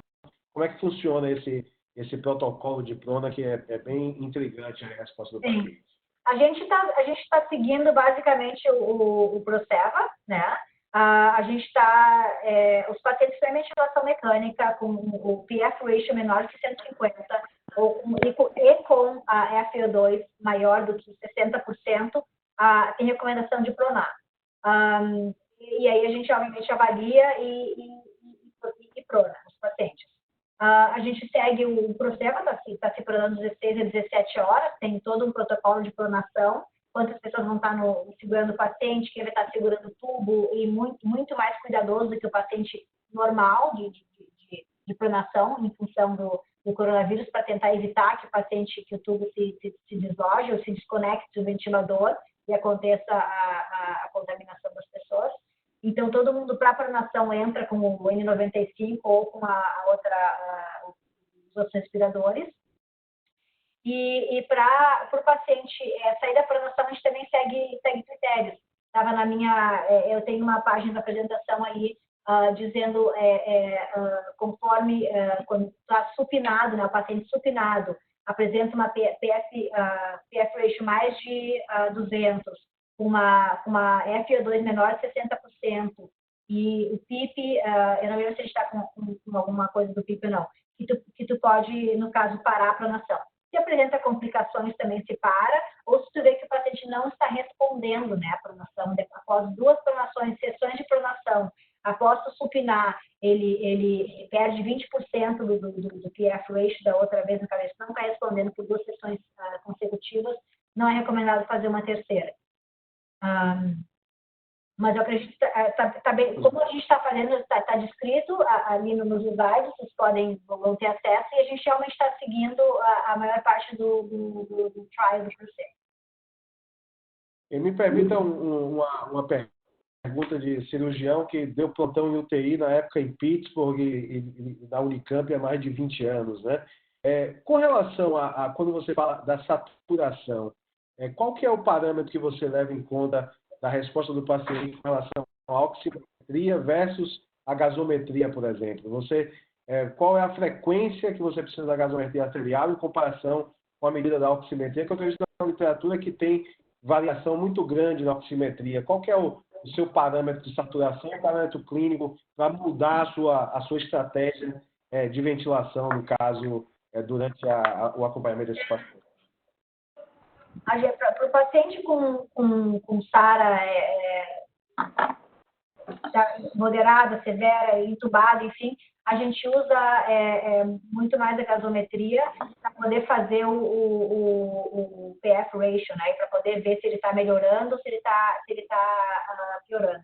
A saturação do paciente no monitor, a gente tenta manter 88% a 92%, e, obviamente, aí se o paciente está sendo pronado, ele vai ter uma gasometria durante a pronação, no final da pronação, quando está supinado, e a gente se baseia nos pacientes com SARA muito mais na gasometria.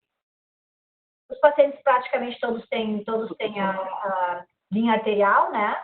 Então a gasometria é coletada diretamente dali, não precisando funcionar o paciente diversas vezes. Ok. A Carolina está perguntando aqui dos pacientes que foram para a UTI, dos 70 que foram para a UTI, quantos que tiveram TEP e quantos que fizeram diálise? Eu queria que você respondesse enquanto o doutor Eduardo se prepara, que tem mais uma pergunta para fazer. Desses pacientes, quantos tiveram TEP e quantos fizeram diálise? Eu não sei dizer esse número para vocês, porque a gente não fez a análise dos nossos dados ainda, então eu não sei te dizer de todos, porque aqui a gente tem a Cleveland Clinic, o campo central, e tem mais 4 outros hospitais que estão recebendo Covid, né? Que fazem todos parte da Cleveland Clinic. Então, eu não sei te dizer o número para vocês. A gente tem visto bastante insuficiência renal, mas eu não sei te dizer a quantidade, e a gente tem visto trombose venosa profunda, mais do que bom, embolia pulmonar pode estar, obviamente, juntos, se não faz uma tomografia com contraste, não vai saber. A gente está tentando evitar a tomografia nesses pacientes, mas é um dado que eu posso, quando a gente começar a analisar os dados, eu posso passar para vocês, mas eu não sei te dizer nesse momento. Obrigado. Doutor Nazé.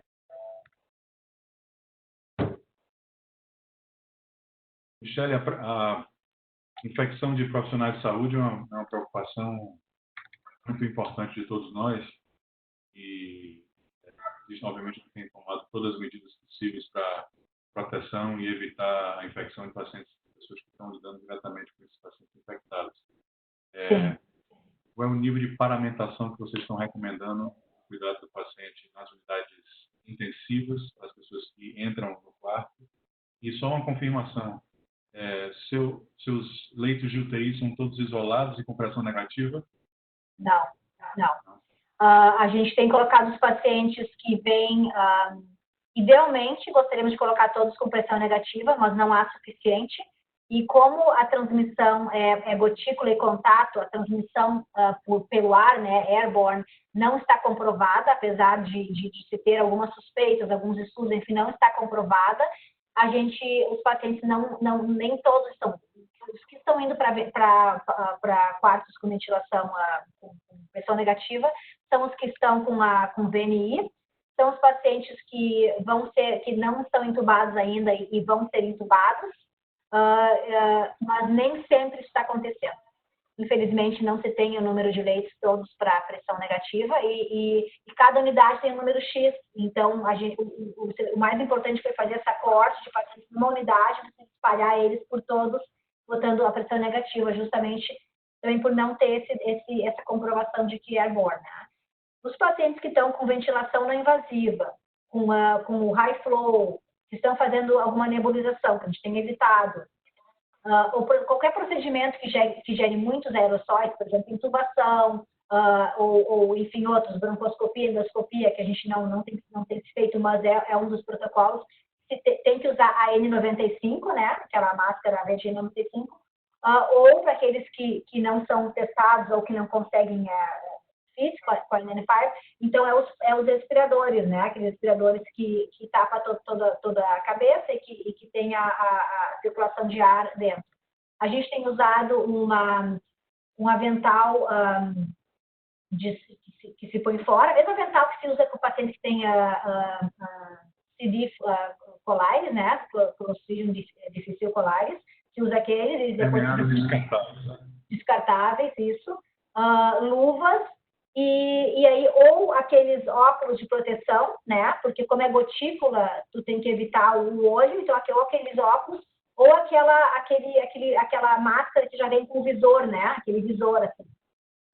Então aí na unidade tem o que a gente tem feito, a gente tem usado isso. Os pacientes que não vão ter nenhum dos procedimentos que geram aerossol, que tu vai entrar, digamos, a enfermeira vai entrar para ajustar uma bomba de infusão, que a gente agora está botando tudo para fora, ou alguma outra coisa o paciente chamou e o paciente está com, digamos, 3 litros, 5 litros, não é necessário a N95 ou o respirador, é necessário somente uma máscara cirúrgica, né? Eu acho que isso está sendo ainda bastante discutido, mas em maioria das instituições dos Estados Unidos porque não é airborne, né, não é transmitido pelo ar, o que se tem feito é somente a máscara cirúrgica. O paciente que está com um grau maior de oxigênio não invasiva tem que usar outra máscara, porque gera muito aerossol, né? Então, o aerossol pode ficar numa nuvem no ar por algumas horas, então é recomendado que se use esse tipo de proteção. Então, as pessoas que circulam na unidade e não entram no quarto do paciente estão apenas com roupa privativa, com scrubs, né? Nem máscara cirúrgica estão usando, né? Não, só na entrada do quarto?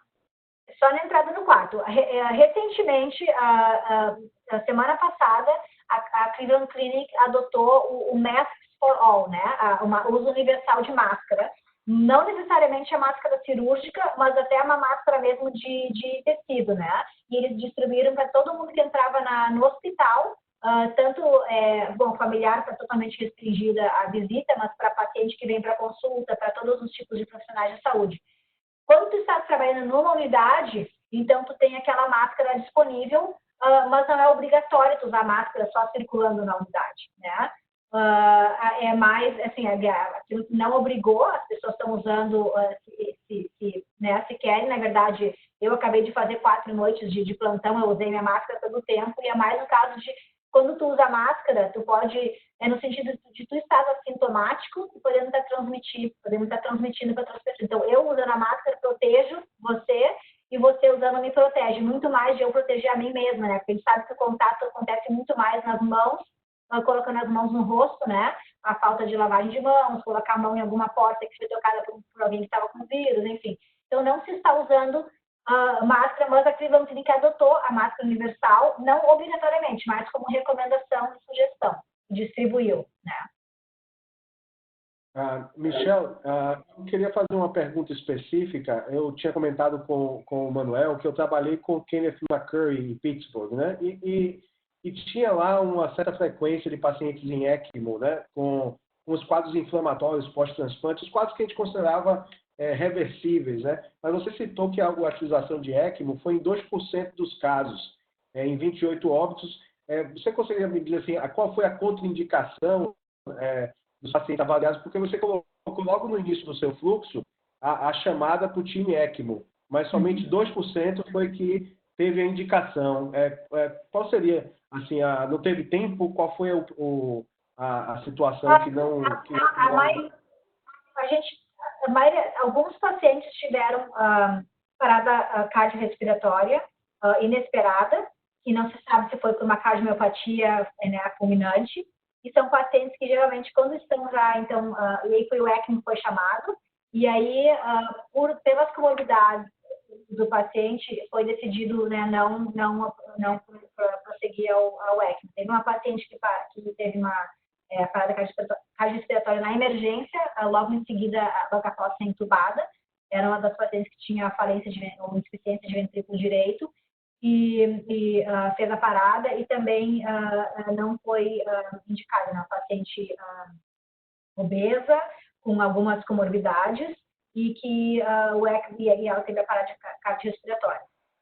Vários pacientes têm respondido às terapias adjuvantes e ao proning, né, ao bloqueador neuromuscular. Então, eles têm respondido, fazendo com que a gente não tenha ido ao ECMO, né? E os pacientes que a gente realmente tem sido negado o ECMO são a maioria dos pacientes que fazem a parada cardiorrespiratória e geralmente pelas comorbidades do paciente e vendo se ele realmente vai ter uma chance de retornar, né? Obrigado. Para finalizar, eu gostaria, se tiver algum dos palestrantes que quiser fazer algum comentário, por favor, sinalize. E tem uma última questão aqui da doutora Ana Rocha, que me parece muito pertinente, e qual é o critério para os pacientes saírem do isolamento? Se um teste somente é suficiente, negativo, para o paciente sair do isolamento, e pedir aí que os palestrantes queiram fazer comentário, devido ao adiantado da hora, a gente finalizar nesses próximos comentários. Sim, então, a gente tem vários pacientes, a gente tem testado 2 vezes. Os pacientes que a gente fica com muita suspeita e o primeiro exame deu negativo, a gente tem testado novamente. anedótica, com a nossa experiência do main campus, todos que a gente testou novamente a segunda vez deram negativos, não deram, nenhum deu negativo e depois positivo, apesar de a gente saber que o exame tem, não tem a sensibilidade perfeita, mas o que a gente tem recomendado é testar mais uma vez, e se a segunda vez deu negativo, aí a gente tira do isolamento. E aí vai para um quarto, vai para uma outra UTI, né? No caso. Bem, doutor Manuel Ribeiro, doutor Marcelo Albuquerque, algum comentário para a gente fechar? Manuel, mais uma vez, obrigado. Entendo aí a sua chamada para a doutora Michelle, porque certamente a experiência prática dela é valiosa e, claro, aqui pedindo licença ao doutor Dazé, em nome do cardiopulmonar, para manter essa porta aberta de contato. Tem algumas perguntas aqui que vão ficar, infelizmente, sem a resposta nesse momento, devido ao adiantado da hora, mas o doutor Marcel tem aí o contato do doutor Manuel, da doutora Michele, para transmitir essas perguntas e obter as respostas com os palestrantes. Doutor Manuel, seus comentários finais, por favor. Não, Ricardo, só mais uma vez agradecendo a Michele por aceitar o convite, parabenizando aí tanto ela quanto o Marcel. As aulas foram fantásticas, aprendi muito. Estou pronto para voltar para a UTI, se esse for o caso, se não precise. E parabenizar o cardio também, né? Eu fiquei 3 anos aí, sou fã desse hospital, sou enviesado, não preciso nem falar, mas fiquei muito feliz de participar dessa sessão, com 100 participantes, isso é algo fantástico, e espero que seja o primeiro de muitos, né? Acho que em toda crise a gente tem que tirar muita coisa boa e aprender com a crise. Então, acho que esses encontros virtuais que estão se tornando mais frequentes e integrando mais todo mundo, eu acho que é uma dessas coisas boas que a gente vai tirar de tudo isso. Então, me coloco à disposição aí para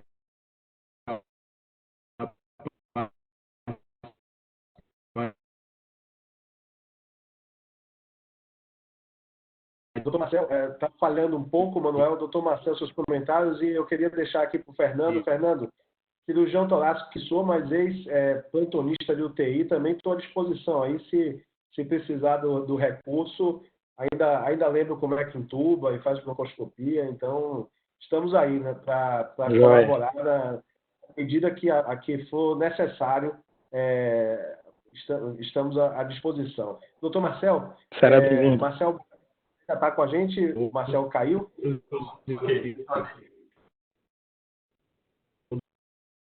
Manuel, vai. Marcel, comentários finais e obrigado pela participação. Pronto, realmente não só para finalizar mesmo, agradecer sempre a disponibilidade do Manuel. No momento que ele saiu, ele falou, vamos manter essa ponte. A ponte estava muito mais individual, eu e ele trocando a ideia, então acho que a gente compartilhar com a apresentação de Michele, trocando essa ideia entre mais pessoas da instituição, foi de grande importância. Meu amigo e irmão, estive na casa dele aí, né? E sempre que precisar... Nesse andar. Nesse local, né? Usei esse computador, né? Mas vamos Sim. Em frente. Qualquer coisa, sabe que aqui a gente também sempre está à disposição. Grande abraço. E obrigado a todos. Fernando, eu queria agradecer a oportunidade, o convite, e também me colocar à disposição aí para ajudar nesse combate aí, essa confusão que nós estamos passando aí. Muito obrigado a todos. Dazé, acho que podemos fechar algum comentário para finalizar. E mais uma vez, lembrando aí o canal do YouTube aberto. Eu gostaria de agradecer o convite de vocês. Eu acho que é muito importante essa colaboração. Queria me colocar à disposição. Podem distribuir meu e-mail, telefone. Fica à disposição para a gente trocar ideias. Algumas perguntas que não foram respondidas. O que a gente puder ajudar e continuar colaborando, eu acho que é fundamental. E, enfim, agradecer novamente o convite de todos e força para todos nós, que eu acho que é um momento bastante difícil, que ninguém viveu antes, então acho que é muito importante a gente também ter força e estar ao lado um do outro nesse momento. Muito obrigado. Doutor Dazé, algum comentário? Podemos fechar. Dizer apenas que essa série de webinars Covid vão continuar toda quarta-feira às 18h30 com temas variados e convoco a todos a participarem de todas as sessões. Hoje foi realmente um recorde público com mais de 100 pessoas no pico da apresentação. Acho que o segredo é sempre convidar Manuel e Michele a participarem. Eles entram na sala. Depois, se quiserem fazer outra coisa, podem fazer, mas colocar o nome deles no convite atrai um monte de gente. São verdadeiras celebridades. Boa noite a todos. Agradeço em especial a nossos colegas de Cleveland, mais uma vez. Boa noite. Obrigado. Boa noite a todos. Boa noite, obrigado.